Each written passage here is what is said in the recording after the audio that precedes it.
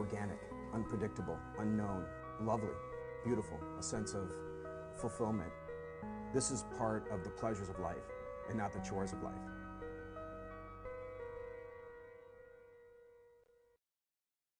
On this edition of Daily Iowan TV, student housing without the housing. But find out how fewer students are having to deal with the temporary rooms this time around.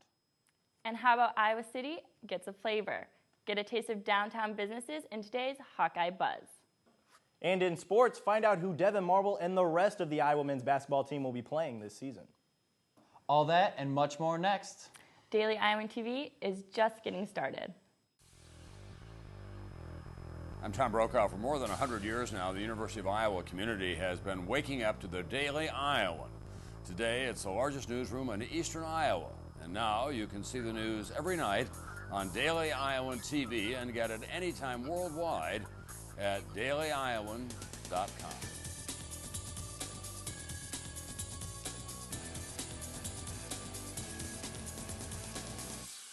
Thanks for watching your Wednesday edition of Daily Iowan TV.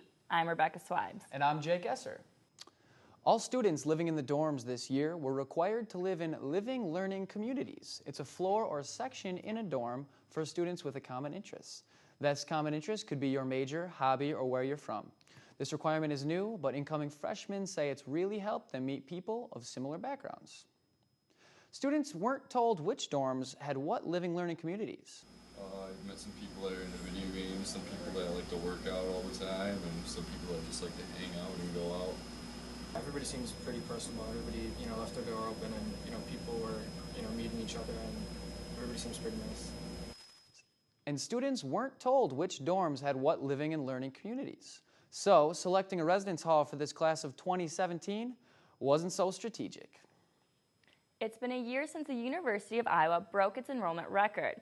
Officials say the number of students placed in temporary housing has decreased from previous years. Daily Iowan TV's Tiara Simpson has the story. Ryan Miller, a freshman at the University of Iowa, couldn't wait to leave for college until she received her temporary housing assignment. I was very nervous about living with 8 people and it being temporary.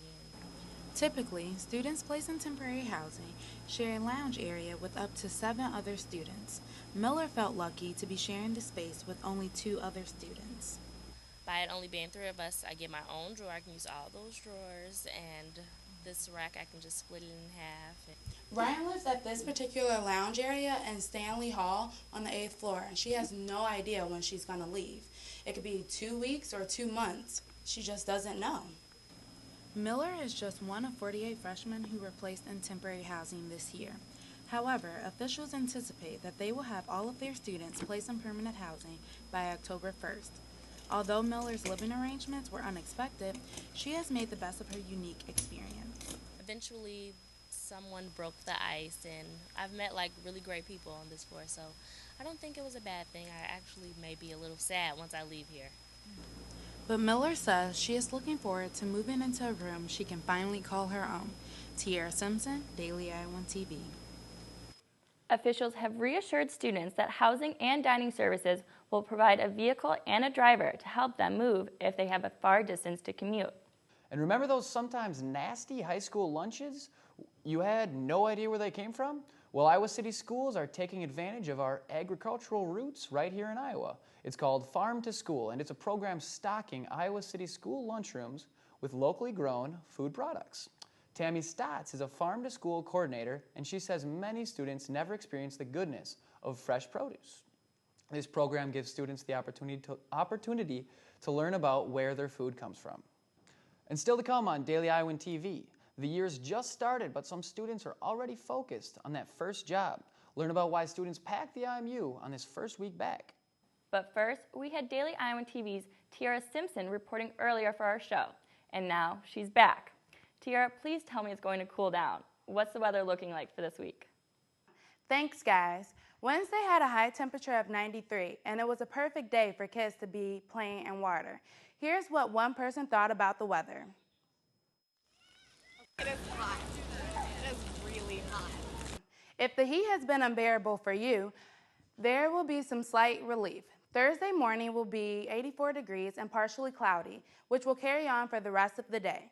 By the afternoon, temperatures will heat up to a high of 95, but the night will cool off slightly to 84 degrees. Looking towards the rest of the week, Friday and Saturday will reach the upper 90s, but there will be a slight chance of rain that will hopefully cool things down. Sunday will be a bit cooler with temperatures reaching the low 90s. Next week, we can look forward to clear skies and cooler weather. Monday will be a high of 79 degrees and Tuesday will warm up slightly to 82 degrees. But for now, try to stay cool. Back to you two at the desk. The University of Iowa is looking to hire a new employee to help international students connect with each other through social media. The Global External Relations Coordinator will be in charge of developing and maintaining the program. Media sites like Weibo and WeChat connect people on the go through group text services, and the new UI coordinator would set international students up with all of these services. The UI has been focusing on getting international students connected with the rest of campus through other efforts, like Global Buddies, a program which pairs study abroad students with someone here at the university. The fall season on Iowa's campus has always been a time for organizations to reach out to students new to Iowa City. Today at the IMU was no exception with the annual Fall University Fair Day. Students were welcomed by university student organizations, volunteer opportunities, and local employers around Iowa's campus. In hopes of increasing the number of students participating, fair coordinators have brought a more fun, fair-like atmosphere to the IMU Lounge. So it really is just come, have fun, meet people, meet other students, and really see what the university has to offer for getting involved on campus. For more year-round information on organizations around Iowa City, students are encouraged to contact the Center for Student Involvement. Now let's take a look at what's happening beyond Iowa. Turmoil in the Middle East continued on Wednesday with a car bomb killing at least 74 people. These deaths add to the thousands already killed in the neighboring Syria. Iraq officials went on high alert in case an attack near the border should occur. Although there is no confirmed suspect in the bombings, the government believes it is the work of al-Qaeda. And Wednesday marked the 50th anniversary of Martin Luther King Jr.'s famous I Have a Dream speech. The day started off with thousands of people marching the streets of Washington, D.C. behind a symbolic bus, a bus much like the one Rosa Parks denied to give up her seat in. By mid-afternoon, the crowd gathered at the Lincoln Monument to listen to President Obama speak about the progress we've made as a country since the Civil Rights Movement. And now let's toss it over to Alyssa Bergamini for our Wednesday segment, Hawkeye Buzz. Alyssa, what's buzzing? Thanks, Rebecca and Jacob. Everyone, welcome to the first edition of Hawkeye Buzz, where you will find your latest and greatest entertainment news about Iowa City and the University of Iowa. And what better way to dive into the first week of classes than with a taste of everything Iowa City. Earlier today, I did a little food sampling myself to find out about the cheap meals and delightful deals. Of course, we need to hydrate in this Iowa City weather, but first, let's talk food. Yeah, $1. $1. While you're walking around downtown Iowa City, you'll probably see lots of people, your favorite bars, and tons of restaurants with delicious food. So welcome to the Taste of Iowa City. First stop, Mondo Saloon.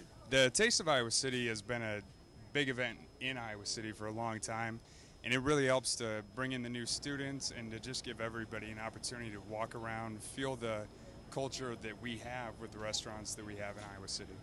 And the deals at these restaurants are reasonable, giving you a taste for every ticket that you buy.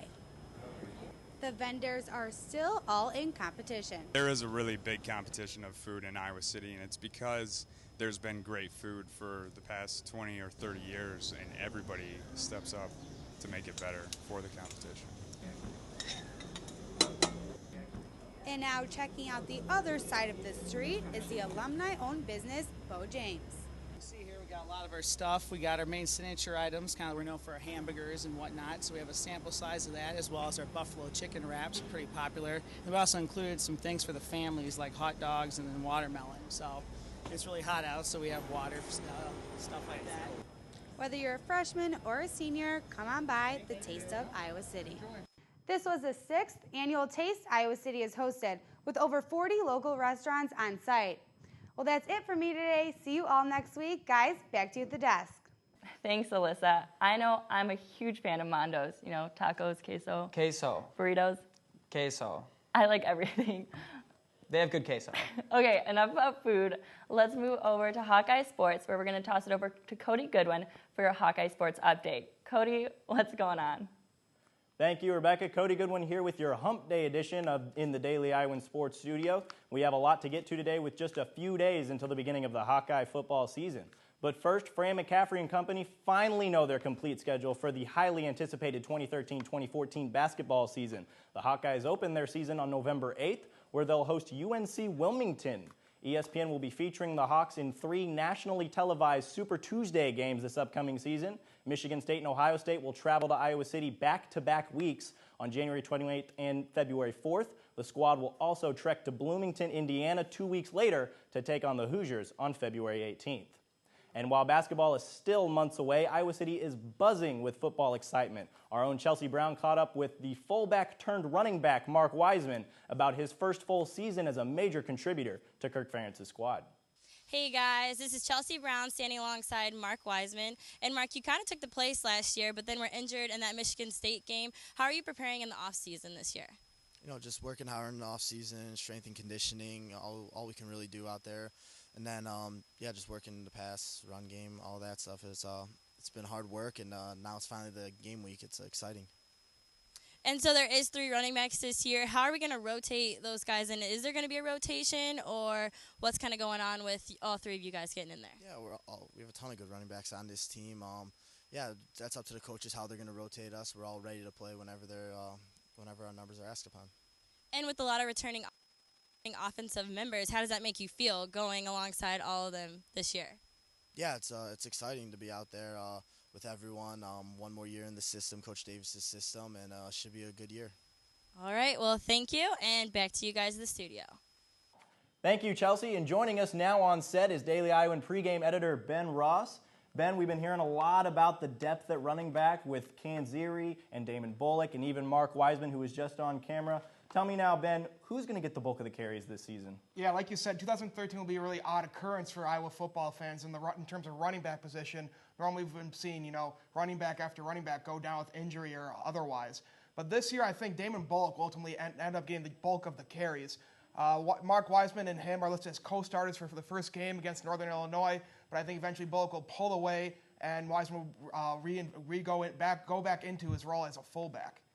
Interesting their point there, Ben. We also got to speak with Jake Rudock, the new announced starter for week 1 for the Iowa Hawkeyes. He'll be making his first collegiate start. Did you get the sense that maybe there's a bit of a confidence about him, or what did you take away from that? Yeah, I think any quarterback that's lining up under center has to be pretty confident. Otherwise, the Iowa coaches wouldn't choose him. But he came in, answered questions to the media pretty confidently. He carried himself a pretty good demeanor. He seems like a very strong leader. It's somebody that, the other Hawkeye players can look up to and lean on. And another important question for surrounding the Hawkeye football team this season, the defensive linemen ranked dead last in the Big Ten last year in sacks. How do you see them improving, and who could possibly lead that unit this year? Yeah, I see it. There's only room for improvement, really. You can't get much worse than what they did last year. Only had 13 sacks in the season. Dominic Alves comes back. He's Iowa's leading sack artist with just 3 in 2012, but I think he'll have a pretty good year.